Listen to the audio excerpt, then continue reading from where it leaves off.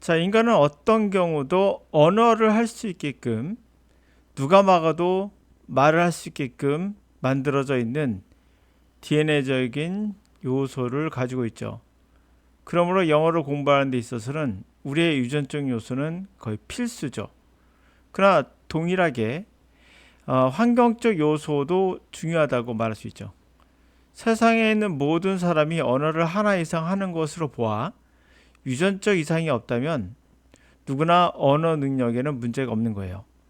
시간적 차이는 물론 있을 수 있으나 그렇다면 우리에게 DNA적인 요소를 갖고 있는 우리가 왜 영어를 못하는 것일까? 자, 그렇다면 외국어의 경우 무엇이 가장 큰 변수인지 생각해 볼 필요가 있겠죠. 바로 환경적 요소라고 말할 수 있겠죠. 자, 유전적인 요소에 문제가 없다면 여러분들이 국어를 우리말 하는 거로 봐서 유전적인 거에 문제는 없어요. 환경적 요소가 뭐겠습니까? 바로 교육이겠죠. 영어에 대한 접근법에 변화를 줘야 한다는 겁니다.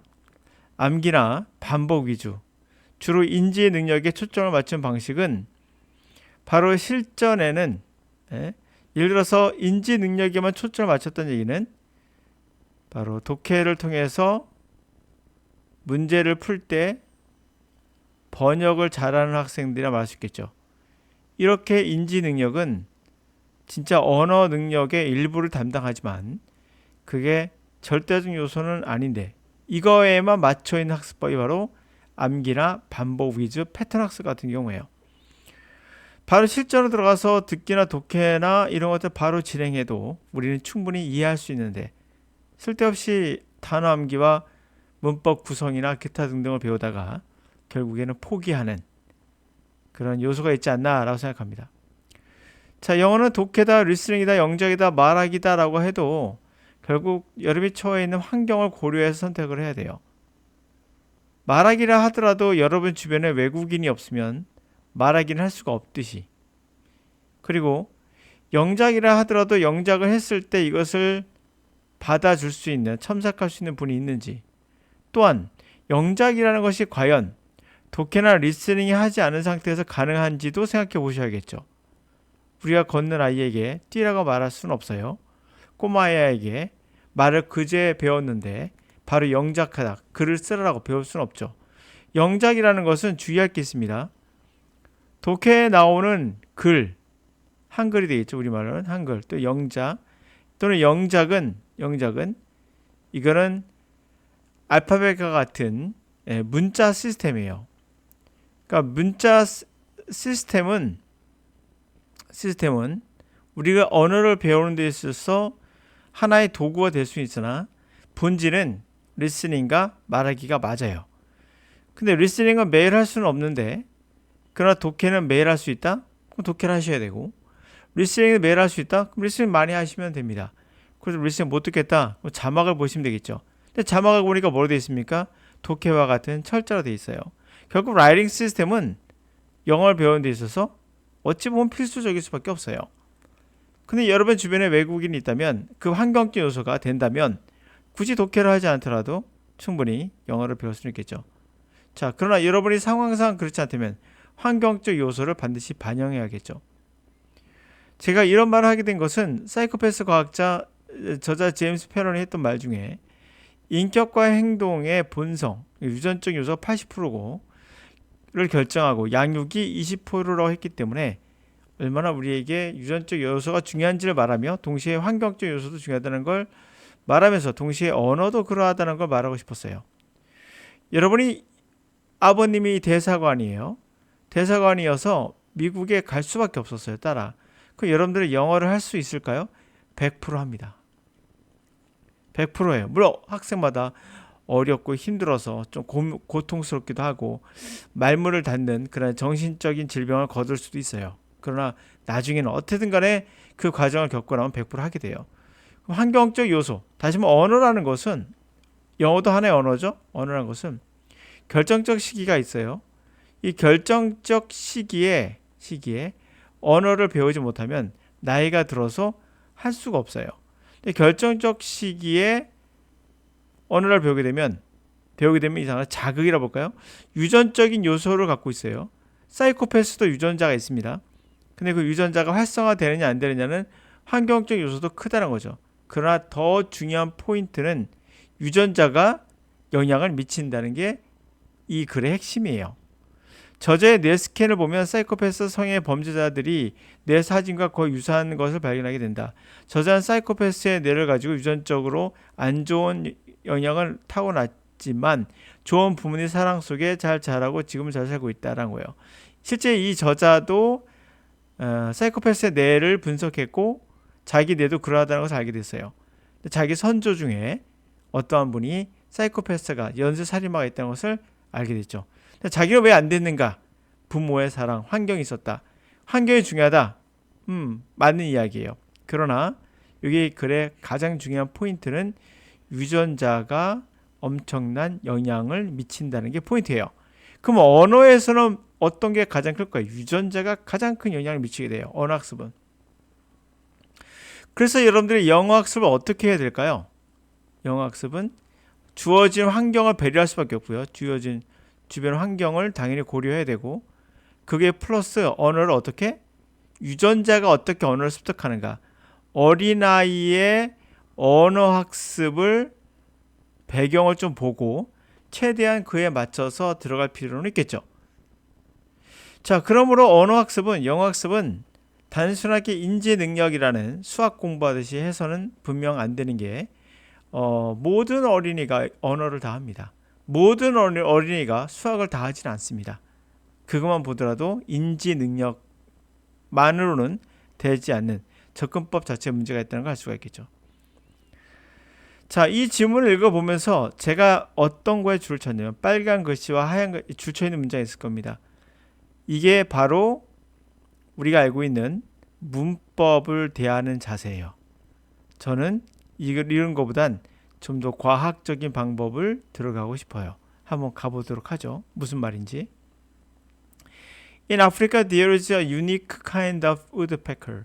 아프리카에는 유니크한 독특한 종류의 딱따구리가 있어요. When it's ready to mate, it locates a proper tree with the hole sufficient for the female and the male to enlarge for their nest. 자, 그들이 짝짓기가 준비가 됐을 때 그래서 적절한 나무를 그것은 찾아요. 구멍이 있는 충분히 암컷과 수컷이 확장할 수 있는 그들의 보금자리 위해서. 그래서 after preparing the nest, the female lays eggs in the nest.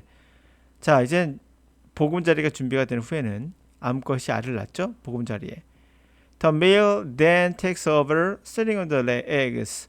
그 암컷이 아닌 수컷이, 이게 참 재밌죠. 수컷이 그 다음에 알을 알이 안 된다는 얘기는 알을 우리가 뭐 하죠? 알을 품는다고 하죠. 알을 품기를 본인이 이제 테이크오버를 떠맡게 돼요. 이것도 특이하죠.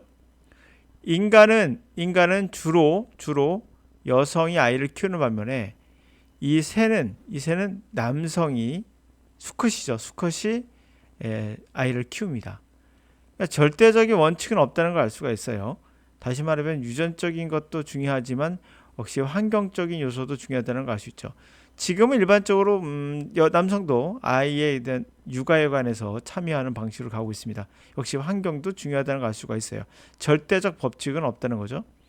자, while dad is keeping the eggs secure and warm, mom begins to carry mud from the creek bank back to the nest to close in the opening of the nest. 아빠가 계란을 그 알을 secure 안전하게 따뜻하게 유지하고 있는 동안 엄마는 그 진흙을 그러한 시냇가에 있는 뱅크 뚝으로부터 가져와요. 그 다시 보금자리로 가져옵니다. 그래서 조금씩 문을 줄여요. 오픈된 곳, 보금자리에 오픈되어 있는 곳에 조금씩 클로즈 닫게 됩니다. Over several years, several days 좁힌다는 얘기죠. 점점씩 클로즈 좁히게 돼요. She will walk until there is only a tiny slit in the mud-filled opening large enough to insert her bill in order to feed the mate and the little ones who will soon hatch. 자, 수일 동안 암컷은 일을 하게 돼요.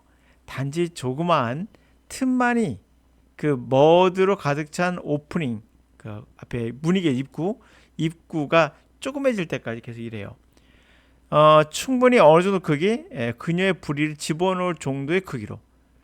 그래서 결국엔 feed mate, 자기네 짝과 조금 어린 것들이 음식을 줄 정도 주기 위한 거죠. 충분히 곧 부화될 그러나 새끼들을 먹이기 위한 거죠.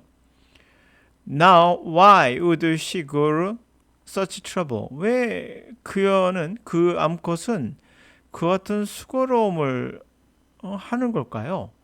자, 왜 하는 걸까요? 이런 걸요. 이럴 때 여러분들이 문과생이라면 이과생이라면 두 가지의 발레가 나오는데 문과생이라면 그대로 보고 그대로 이야기하겠죠. The simple answer, 단순한 대답은 말 그대로 심플한 거예요.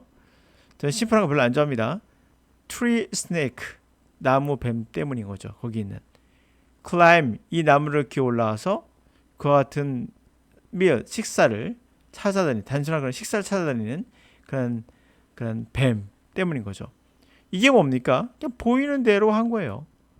문법이나 구문독해나 이런 것이 바로 이런 겁니다. 그러나 이것을 과학적으로 탐구해 본다면 왜 이 암컷은 자기도 아닌 새끼라는 개체를 위해서 희생하는 걸까요? 이게 바로 찰스 도킨스의 이기적 유전자인 거예요. 이기적 유전자가 바로 이 이유를 근본적으로 물어보고 근본적인 답변을 하고자 하는 거죠. 그러니까 여러분들 어떻게 영어를 배우십니까? 하니까 단순한 대답은 배우는 방법은 우리말과 차이가 있어. 어순의 차이가 있어. 보이는 대로 하는 거예요. 그러나 과학적으로 들어가면 이건 결국 뭡니까? 그 여자가 왜 수고로움을 더한다? 유전자가 시킨 거예요. 지가 생각하는 게 아니에요. 그냥 자기 존속 번족을 위해서 자기를 희생하는 거예요. 자, 이러면 완전 다른 대답이 나오게 되죠. 제가 말한 이 심플한 대답이 바로 문법인 거예요. 그러나 본질로 들어가면 우리 모든 것을 더 깨트려 볼 수 있는 제3의 눈을 갖게 되죠. 여러분들은 그런 사람이 되셔야 되는 거잖아요. 그런 의미에서 영어를 문법과 구문독해로 배우는 건 잘못된 접근법일 수 있어요. 틀릴 가능성도 높습니다. The hole is too small. 자, 구멍이 너무나 작아요. 그 공격한 애가 들어오기엔. 그래서 수컷은 쉽게 스네이크를 fend off, 방어할 수 있겠죠. 따라서 그의 brood, 새끼를 protect, 보호하겠죠. 자, 이렇게 말할 수 있겠죠. 과연 뱀 때문일까요? 분명 그런 요소가 없을 수는 없어요. 분명. 그러나 혹시 온도는 아닐까? 여러 가지 생각해 볼 수 있죠. 혹시 문이 커서 새끼가 떨어질까 봐 그런 건 아닐까? 그러니까 이거를 알 수는 정확히 없어요. 이런 요소가 없다고 말할 수도 없고요. 다양한 요소가 있을 수 있죠. 근데 이것을 한마디로 줄여서 이기적 유전자가 종족 번식을 위해서 가장 잘 살 수 있는 새끼를 만들기 위한 환경을 만들기 위해서 자신을 희생한다고 한다면 모든 게 다 해결돼 버려요. 그러나 하나에 갖고 사례만 갖고 눈에 보이는 대로 딱 얘기해 버리면 그 말고 또 없나? 또 있을 수 있지 않을까라는 계속적인 꼬리에 꼬리를 무는 형태가 나타나서 과연 이게 정답일까도 의심스러운 상태가 되는 거죠. 본질을 보셔야 된다는 얘기입니다. 네, 오늘은 사이코패스에서 영어에 관련된 이야기로 환경적 요소의 중요성, 유전적 요소의 중요성을 한번 따져봤습니다.